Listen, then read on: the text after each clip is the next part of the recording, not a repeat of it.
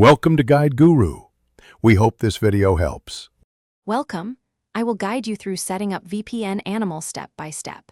Create an account with your email and a secure password following standard privacy steps.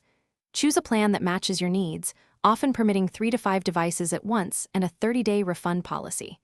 Provide payment securely using a credit card, PayPal, or anonymous options if available. Verify your email address, then sign in to access dedicated apps for Windows, Mac OS, Android, and iOS devices.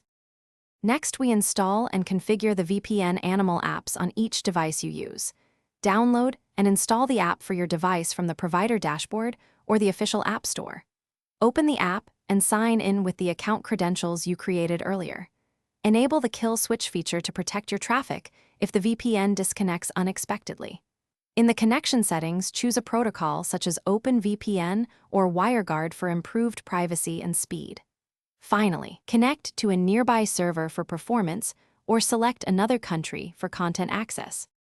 Now learn practical tips and advanced features to maximize your VPN Animal experience.